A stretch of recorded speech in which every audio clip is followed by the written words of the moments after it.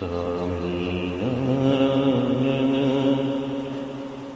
स्वामीनारायण स्वामीनारायण जय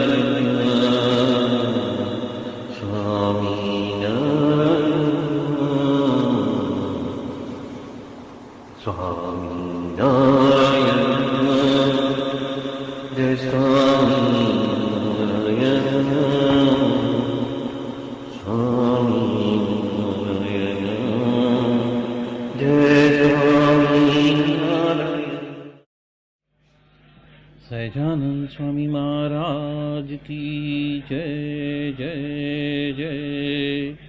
धाम धमी मुक्तों की जय जय जय। मुक्ताक्षर पुरुषोत्तम की जय जय जय। जे उत्पत्ति तथा स्थिति लय करे वेदो स्तुति उच्चरे। जे रोम सुचिद्रमाणु समा ब्रह्मांड कोटि परे। माया काल रवि शशि सुरगणो आज्ञान लोपेक्षण। एवाक्षर धाम नाधिपति श्री स्वामी नारायण। महाध्यानाभ्यासं विदतमजस्त्रं भगवत पवित्रे सम्प्राप्तं।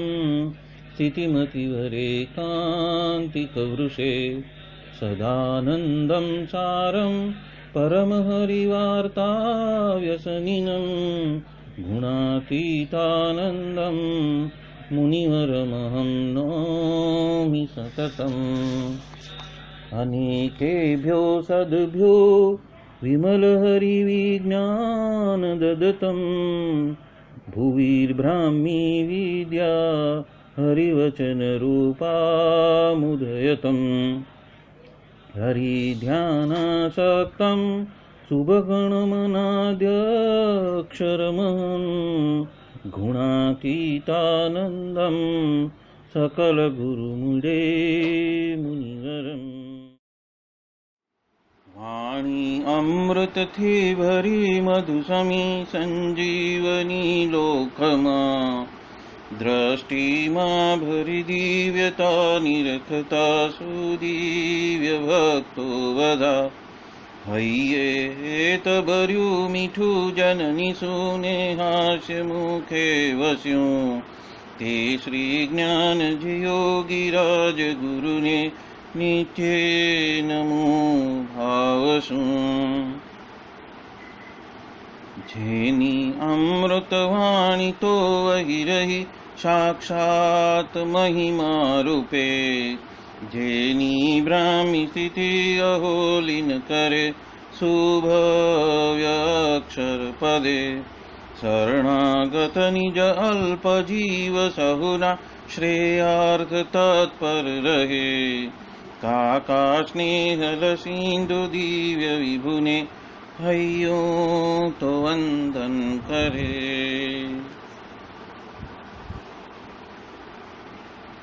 क्षिप शांत प्रशांत सागर समा साधु गुणे जे शोभता जेना दर्शन ने समागम थकी शांति सहु पामता जे छे मानस पुत्र का काजिना ने भजन मालिन रहे एवा साधक वृंदना गुरु सुरत वंदन भरत भाईने भक्ति सभर गुलतान थईने महापूजा जे करे अनुवृत्ति अद्भुत जाळवी रिजया काकाजीने मलकंतु मुख पुलकित हय्यो युवानो ने जे गमे एवा सुरद भूलकु विरल वंदन अहो असी भाईने ब्रह्म रूप निज ने मानता वळी श्रीजी हइये धारता जे मस्त रहीने प्रभु भजन मा सुरद भाव धारता महिमा सभर दासत्व छलके जीवन माछे सहजता काका स्वरूप दिन कर विभु संभारवा मा धन्यता। अनादिमूल अक्षर मूर्ति सद्गुरु श्री गुणातीतानंद स्वामी की बातें प्रकरण 6 सर्वदेशी समझन बात 177वीं। स्वामीनारायण हरे स्वामी बात करते हैं, जिस तरह किसी पदार्थ के ऊपर तुलसी रखकर उसे कृष्णार्पण किया जाता है, ऐसा कर रखना, इसी तरह से देह को भी समर्पित कर देना है। उसके बिना मोक्ष होने वाला नहीं है और शांति भी प्राप्त नहीं होगी। तब एक भक्त ने कहा कि शांति होती नहीं है। तब स्वामी कहने लगे, कहाँ से होएगी शांति? तो ऐसे साधु में जिन्होंने सेवन किया है हित प्रीत हो जाए तब आती है, और भगवान है, उन्होंने स्वयं इस साधु को शांति दी है, और इसलिए इस साधु का समागम जो करते हैं वो शांति को प्राप्त करता है। यहाँ पे गुणातीतानंद स्वामी ने अपने देह का इस्तेमाल, अपने देह को किस तरह से देखना है, उसकी समझ किस तरह से होनी चाहिए कि एक बार हम भगवान से जुड़ गए हैं तो इस तरह से इस देह का इस्तेमाल करना जैसे कि हमने इस देह को भगवान को समर्पित कर दिया। अब ये देह एक भगवान का मंदिर हो गया है और उस मंदिर को कितनी स्वच्छता से हम उसका देखभाल करते हैं, तो उसी तरह से हमें धर्मपरायण युक्त होकर शुद्धि अशुद्धि का विवेक रखकर हमें उसका इस्तेमाल भगवान के भजन के लिए, भगवान को राजी करने के लिए, ऐसे साधु को समर्पित हो जाने के लिए किस तरह से इस्तेमाल करना है, इसकी बात यहाँ पे गुणातीतानंद स्वामी ने बताई हुई है। वो कहते हैं कि ऐसे साधु को जब हम समागम करते हैं और यदि हमने उस वक्त हमारे देह को हमने भगवान के सुपुर्द कर दिया है, समर्पित कर दिया है, तो उस भक्त को परम शांति का अनुभव आता है और वो शांत चित्त से सारी क्रियाएं कर सकता है। ये गुण जो आता है वो साधु के वजह से ही आता है, और साधु को ये ऐश्वर्य प्रताप पूर्ण पुरुषोत्तम सहजानंद से स्वामीनारायण भगवान ने ही दिया हुआ है। ये बात गुणातीतानंद स्वामी बता रहे हैं। यहाँ पे गुणातीतानंद स्वामी ने एक बात बताइए कि ये साधु का जो समागम करता है, मतलब कि ये जो गुणातीत सत्पुरुष जो परंपरा में जो एक के पीछे एक चले आते हैं और सद्गुरु का जो पद है उसको संभालते हैं, ऐसे गुणातीत साधु के समागम करने से हमें शांति मिलती है, वो बात कही है। तो यहाँ पे जो समागम है यानी कि जो सत्संग है, संत का संग है, वो बात यहाँ पे गुणातीतानंद स्वामी और गहराई से कहना चाहते हैं कि यहाँ पे जिस तरह से वो साधु के साथ में रहे भी और उसको कभी उसमें मनुष्य भाव ना आए और दिव्य भाव ही बना रहे, और कभी भी उसकी जो मनुष्य लीला है, मानव लीला है, उसको देखकर कभी उसके बारे में अभाव अवगुण न आए, उसी को ही समागम कहा है, उसी को भी सत्संग कहा है। उपरांत मन को संपूर्ण तरह से समर्पित करके जब भी एकाग्र चित्त होकर ऐसा समागम करता है तो बहुत लाभ होता है। और जो कुछ सुनते हैं, संपूर्ण मन देकर जो कुछ भी सुनते हैं, उसमें से गुण को ग्रहण करके अपने संपूर्ण दिव्य जीवन में उसका इस्तेमाल करते हैं, खुद के साथ में और अन्यों के साथ के व्यवहार जगत के लिए जब उसका इस्तेमाल करते हैं तो कहते हैं कि आपने समागम किया।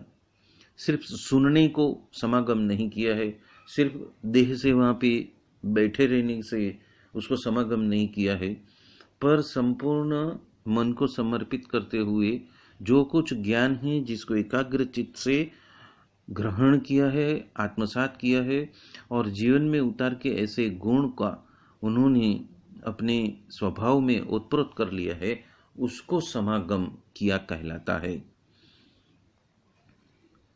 भगवान या संत ने जब जब जो बात की हो उसका चिंतन मनन करता रहे तो उसको निरंतर समागम कहा जाता है।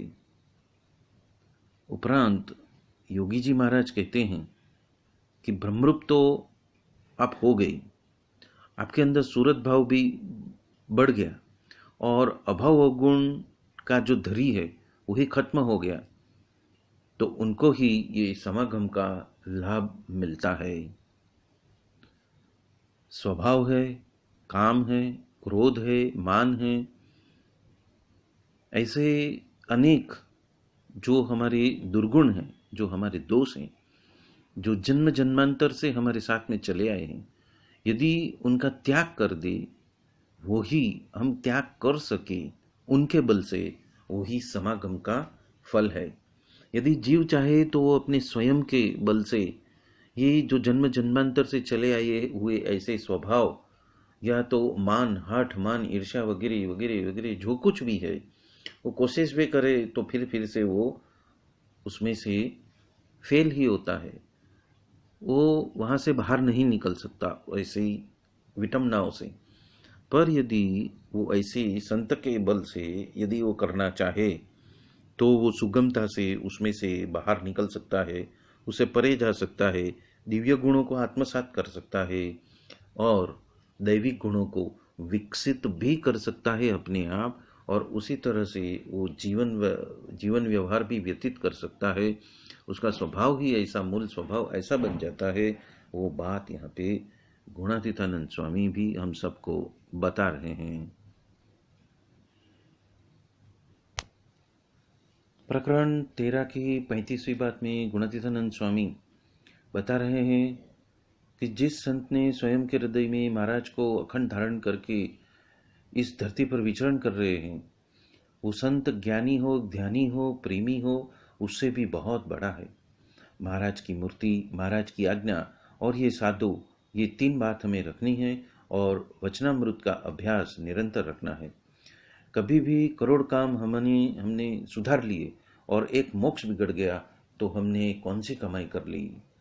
महाराज की आज्ञा में रहते हो, महाराज की मर्जी को पहचानते हो और महाराज में जुड़ चुके हो, ऐसे साधु के साथ में स्वयं के जीव को बांध देना।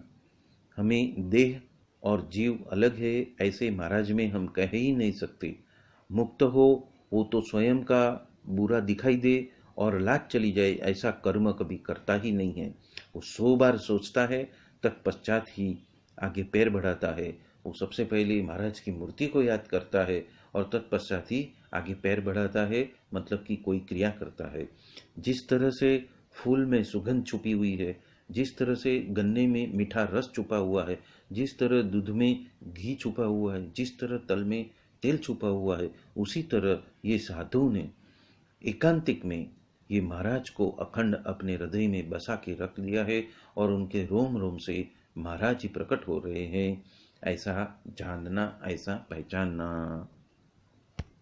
प्रकरण 4 की 105वीं बात में गुणातीतानंद स्वामी बता रहे हैं कि मानसी पूजा तो अंतःकरण में होती है, क्योंकि उसमें संकल्प करना पड़ता है, इसलिए तो सूक्ष्म देह है और वो तो सूक्ष्म देह से ही हो रहा है। और प्रतिलोम में तो संकल्प भी नहीं होता और स्वयं को निराकार मानना है, यानी कि 3 देह के आकार से रहित, यानी आत्मसत्ता रूप होकर ब्रह्म भाव से ही अपने आप को मानकर जो कुछ भी हम क्रिया करते हैं वो करते रहना और उसमें ही भगवान बसे हुए हैं। जिस तरह पृथ्वी में जल रहा है, दूध में घी रहा है, तल में तेल छिपा है और फूल में सुगंध बसी है, उसी तरह जीव के अंदर भगवान बसे हैं।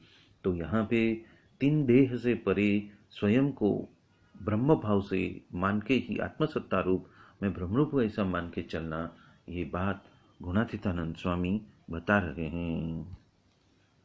प्रकरण 1 की 7वीं बात में गुणातीतानंद स्वामी बता रहे हैं, जो भगवान में जुड़ चुके हैं और जो भगवान की आज्ञा में रहते हैं और जो भगवान की मर्जी को पहचानते हैं, यदि ऐसे साधु के साथ में स्वयं का जीव बांध लिया है तो उसके वजह से तो धर्म, ज्ञान, वैराग्य, भक्ति और महिमा सहित जो उपासना है वो सभी गुण की प्राप्ति हो जाती है। पर ऐसे साधु के बिना तो वो हम कहाँ से प्राप्त करेंगे। और जिस तरह साधु को उसका सेवन करते जाता है, वैसे वैसे उनके जो गुण हैं वो जीव के अंदर आते जाते हैं। और यदि वो मुमुक्षु होता है फिर भी वो घट जाता है, और यदि वो पामर हो तो वो बढ़ जाता है। इसलिए सभी का जो कारण है वो तो संग है। प्रकरण 1 की 10वीं बात में भी गुणातीतानंद स्वामी बता रहे हैं, इंद्रिया, अंतःकरण वो सभी कुसंगी ही है। वो जे विषय का संबंध होता है उसके रूप हो जाती है और ऐसा ही उनका स्वभाव है। और ऐसे जो भगवान की साधु है, जो धर्म, ज्ञान, वैराग्य, भक्ति, महिमा, उपासना वो सभी गुण जीव को प्रदान करते हैं। इसलिए ऐसे गुणातीत संत को ढूंढकर उनके साथ में समागम कर लेना, वो बात गुणातीतानंद स्वामी बता रहे हैं। प्रकरण 1 की 17वीं बात में गुणातीतानंद स्वामी बता रहे हैं कि श्री जी महाराज ने स्वयं कहा है कि मैं जिस तरह से सत्संग से वश होता हूँ, ऐसा तो तप है, यज्ञ है, योग है, व्रत है, दानादिक ऐसे जो साधन के वजह से भी मैं वश नहीं होता। तो वो सत्संग क्या है, तो कि बड़े बड़े जो गुणातीत संत है, एकांतिक है, उसको पहचान लेना और उनको हाथ जोड़ना और वो जैसी आज्ञा करते हैं वैसे ही उसका अनुपालन करते रहना, वो बात गुणातीतानंद स्वामी बता रहे हैं। प्रकरण 1 की 182वीं बात में गुणातीतानंद स्वामी कहते हैं कि संत है वहाँ नियम है, धर्म है, ज्ञान है, और संत है वहाँ पे अनंत गुण है और भगवान भी वहाँ ही बसे हैं। और उस वजह से जीव तो है जो पवित्र हो जाता है। और वचनामृत में बताया है कि जो तप, त्याग, योग, व्रत, दान आदि वगैरह साधन के वजह से भगवान को मैं वश होता नहीं हूँ, जिस तरह से शुद्ध अंतरकरण वाले साधु के संग के वजह से मैं राजी हो जाता हूँ। और ये सत्संग जो मिला है उसके पुण्य का तो पार नहीं है। और अजामेल महापापी था, फिर भी उनको सनकादिक मिल गए और उनके पैर छुए और कहने लगे मेरे से तो ये कुछ भी होने वाला नहीं है। तब साधु तो दयालु थे, तो उनके बच्चे का नाम ही नारायण रखवा कर उनका मोक्ष कर दिया। ये है महिमा साधु का। तो ऐसे साधु का संग कर लेना, ये बात गुणातीतानंद स्वामी बता रहे हैं। प्रकरण 2 की 39वीं बात में गुणतीतानंद स्वामी बता रहे हैं, बड़े संत का समागम तो भगवान के साथ में रहने से भी बहुत अधिक है, क्योंकि जो भगवान तो मनुष्य चरित्र करते हैं और वहां पे समझन की कसर हो गई तो संशय हो जाता है और हमारा मार्ग बदली हो जाता है। इसलिए साधु का समागम अधिक बताया है और 10,000 रुपया खर्ची करने पर भी मंदिर के जो रोटी अन्न वगैरह है वो खा के यदि ये साधु का समागम कर ले और वो ज्ञान को आत्मसात करने लगे, समझने लगे, तो वो उससे भी अधिक है। क्योंकि एक को तो मतलब कि जो भगवान के साथ में रहता है उसको तो देश काल लग जाता है, पर जो साधु के संत में संगम करता है, समागम करता है, उसको तो देश काल लगने वाला नहीं है। और महाराज भी कहते हैं कि सत्संग के वजह से जितना वश होता हूँ ऐसा तो अन्य साधन से मैं वश होता नहीं हूँ। और जो सत्संग करते हैं वो तो संसार में से भी वो त्यागी हो जाता है, वो मुक्त हो जाता है। वो बात यहाँ पे गुणातीतानंद स्वामी हम सबको बता रहे हैं। प्रकरण 5 की 26वीं बात में गुणातीतानंद स्वामी कहते हैं कि सत्संग के वजह से भगवान वश होते हैं, ऐसा अन्य कोई भी साधन के वजह से उतने भगवान वश होते नहीं हैं। तो सत्संग का अर्थ वही है कि जो भगवान और भगवान के संत को जितना सद्भाव रखता है उतना ही सत्संग किया है, और वो होना बहुत ही दुर्लभ है। प्रकरण 6 की 218वीं बात में भी गुणातीतानंद स्वामी ने इसके बारे में बहुत अच्छी समझन दी है, तो जब उसका वीडियो बनाएंगे तो कृपया उसको रिफर कर लेना। प्रकरण 2 की 100वीं बात में गुणातीतानंद स्वामी ने कहा है कि उनकी तो आज्ञा है कि मुख्यत्वे तो हमें धर्मामृत, शिक्षापत्री और निष्काम शुद्धि ये 3 ग्रंथों के हिसाब से ही बरतते रहना, और बड़े बड़े साधु संतों का समागम करते रहना, और सेवा जब करने को कहते हैं तो उस सभी में मुख्य सेवा तो वो क्या है, तो कि बड़े एकांतिक की अनुवृत्ति समझकर मन कर्म वचन से उसका पालन करना, और उसके जैसी कोई अन्य सेवा ही नहीं है। और ऐसा यदि आप कर सके तो आप जीते जी अक्षरधाम का सुख लेते हो जाएंगे। ये बात गुणातीतानंद स्वामी यहाँ पे बता रहे हैं। प्रकरण 2 की 111वीं बात करते हुए गुणातीतानंद स्वामी बता रहे हैं कि सभी से बड़े संत है, उनका महिमा बताया। उनकी व्यक्ति ऐसी है कि सभी से जो बड़ी है वो पृथ्वी, और पृथ्वी से बड़ी है तो जल, जल से तेज, तेज से वायु, वायु से आकाश, आकाश से अहंकार, अहंकार से महत्त्व, महत्त्व से प्रधान पुरुष, और प्रधान पुरुष से भी मूल प्रकृति पुरुष तलक सभी एक दूसरे से बड़े बड़े बड़े और बड़े हैं। और उस सभी से पर जो अक्षरधाम है और उसके आधार जो भगवान है, ऐसे बड़े भगवान उनका जो संत, उनके जो संत है वो स्वयं के हृदय में उनको अखंड धारण करके रहे हैं, वो संत बहुत बड़े हैं। ये बात गुणातीतानंद स्वामी हम सबको बता रहे हैं। इसके उपरांत गुणातीतानंद स्वामी ने प्रकरण 6 की 48वीं बात और 101वीं बात में भी ऐसे बड़े बड़े संत की बात कही है, और जो उनका पालन करते हैं तो उसके वजह से जो कठिन से कठिन ऐसे जो हमारे दुर्भाग्य है तो उससे भी हम मुक्त हो सकते हैं। ये बात यहाँ पे गुणातीतानंद स्वामी ने हम सबको बताई है। प्रकरण 3 की 20वीं बात में गुणातीतानंद स्वामी संत के संबंध का रहस्य बताते हुए बता रहे हैं कि किसी भक्त ने प्रश्न पूछा कि हृदय में ठंडक कैसे प्राप्त हम कर सकते हैं, तो कि हृदय तो तभी ही ठंडक प्राप्त कर सकता है यदि हम जैसे जैसे भगवान के सामने देखते हैं, तब उसी तरह जैसे जैसे बड़े बड़े साधु के सामने देखते हो जाएंगे, तब ये अंतर में टाढ़क रहेगी, हम शांति को प्राप्त कर सकेंगे। और ये संपूर्ण सत्संग तो महाराज का शरीर है, पर जो बड़ी एकांतिक साधु है उसके माध्यम से तो महाराज अखंड बसे हुए हैं और उनको चिपकेंगे तभी ही उसको महाराज का सुख आएगा। जिस तरह गाय के आंचल में से दूध प्राप्त कर सकते हैं, उसी तरह ये बात यहाँ पे गुणातीतानंद स्वामी बता रहे हैं। प्रकरण 3 की 22वीं बात में गुणातीतानंद स्वामी कह रहे हैं, बड़े साधु की समझ में तो महाराज की मूर्ति के बिना प्रकृति पुरुष पर्यंत सब कचरा ही कचरा भरा है।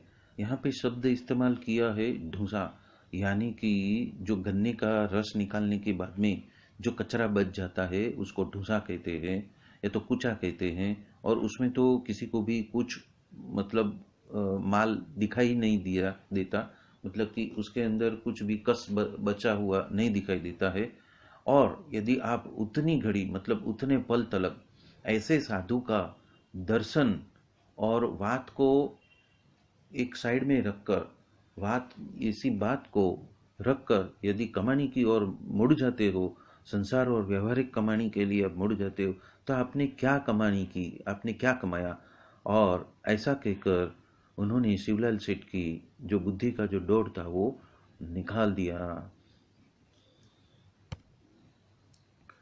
प्रकरण 3 की 26वीं बात में गुणातीतानंद स्वामी कहते हैं कि ये सत्संग को कौन पचा सकता है, कौन आत्मसात कर सकता है और कौन इस सत्संग में टिक सकता है। तो कहते हैं कि जिन्होंने महाराज के बारे में और इस बड़े बड़े साधु संघ के बारे में महात्मा ज्ञानी सहित प्रीति होती है, वही यहाँ पे टिक सकता है, वही इस सत्संग को पचा सकता है, आत्मसात कर सकता है। अन्य तो उसको पचा नहीं सकते। जिसको ये साधु की पहचान हो चुकी है उसके तो दोनों पैर अक्षरधाम में ही हैं, पर जिसको ये बात का ज्ञान नहीं है उसको तो ये बात समझ में आने वाली नहीं है।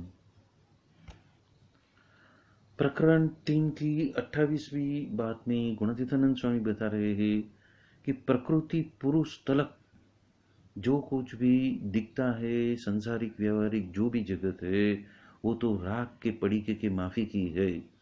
और कितने तो मूर्ति को रखकर देवता के लोक में चले जाते हैं और कोई तो ईश्वर कोटि के लोक में चले जाते हैं और कितने भी तो पुरुष कोटि के लोक में चले जाते हैं। पर महाराज की मूर्ति के बिना और ये साधु के बिना सुख या शांति कहाँ भी नहीं है। और ऐसा कहकर कहने लगी, सूरपुर, नरपुर, नागपुर ये 3 में सुख नाही, का सुख हरि के चरण में, का संतन के माही। तो इस तरह से संतों का महिमा यहाँ पे बताया है और संत के संग में ही संपूर्ण लाभ है। ये बात यहाँ पे गुणातीतानंद स्वामी हम सबको बता रहे हैं।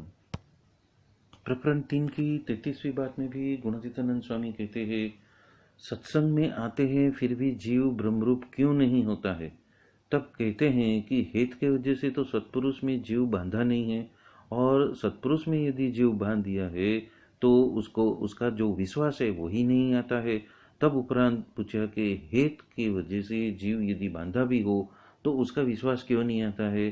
तब स्वामी कहने लगे कि जले भक्त ने मेरे साथ में बहुत जीव बांध दिया, पर मेरा जो विश्वास था वो आता नहीं था। कहने लगे विश्वास तो हो फिर भी निष्कामपणे से वो बरत नहीं सकते, और जो भी निष्कपटपणे से बरतते हैं तो जीव जो है वो ब्रह्मरूप हुए बिना नहीं रह सकता। ऐसे ये साधु का संबंध करने से जीव छत्ती देह से ब्रह्मरूप हो जाता है।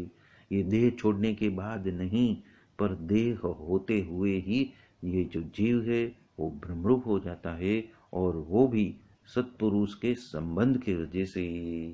ये बात यहाँ पे गुणातीतानंद स्वामी बता रहे हैं।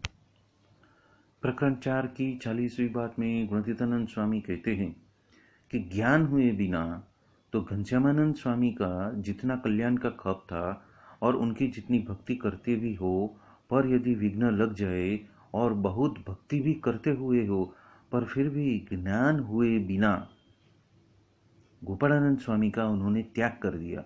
और तत्पश्चात गुणातीतानंद स्वामी कहते हैं उन्होंने तत्पश्चात मेरा बहुत सारी बातें सुनी, और वो बहुत सारी बातें सुनने की वजह से उनको ज्ञान हुआ और तत्पश्चात उनको संभालना नहीं पड़ा। इसीलिए बड़े बड़े साधु को पहचान होने से ही अज्ञान टलता है, वो बात यहाँ पे गुणातीतानंद स्वामी हम सबको बता रहे हैं। प्रकरण 4 की 143वीं बात में गुणातीतानंद स्वामी कहते हैं कि जिस वक्त स्वामी प्रश्न उत्तर करते थे उस वक्त में स्वामी ने बड़े बड़े साधुओं का महिमा जो बताया था वो बात है। बड़े हैं, भगवान के साथ में जुड़े हुए हैं, भगवान के वचनों में टुक टुक बरतते हैं, बीड़ा खमते हैं, सहन करते हैं, भगवान उनको वश है, भगवान वो कहते हैं ऐसा करते हैं, भगवान वो कहते हैं वैसा घूमते हैं, और भगवान ने उन्होंने जीत लिया है। भगवान का अभिप्राय का जानने वाला है, मोक्ष के दाता भी है।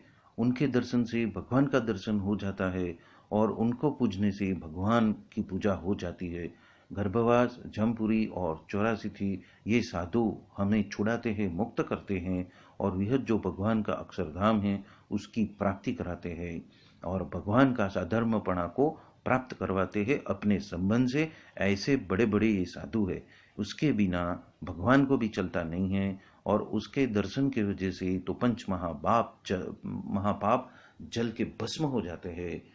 उनकी इंद्रियां की क्रिया के वजह से ब्रह्मांड सचेतन हो जाता है और उससे तो काल, कर्म और माया थर थर कंपते हैं।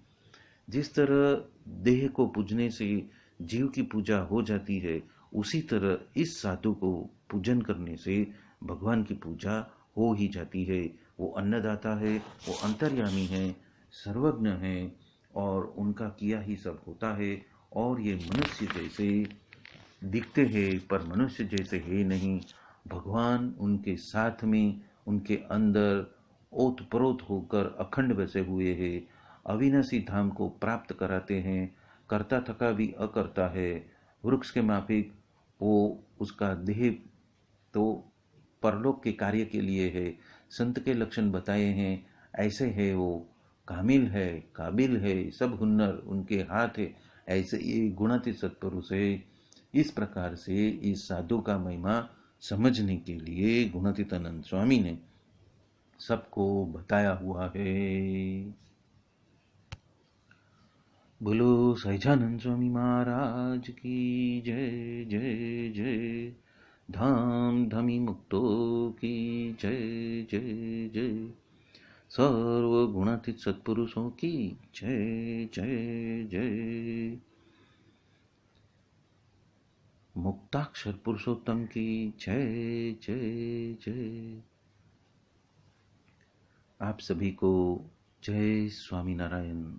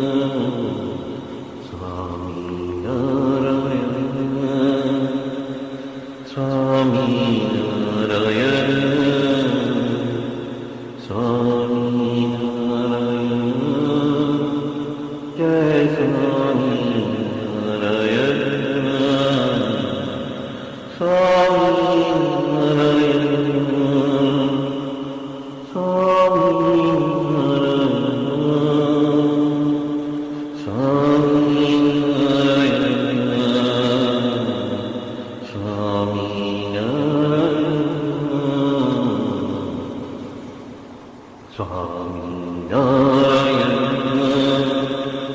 जय स्वामी नारायण स्वामी नारायण जय स्वामी नारायण। सहजानंद स्वामी महाराज की जय जय जय।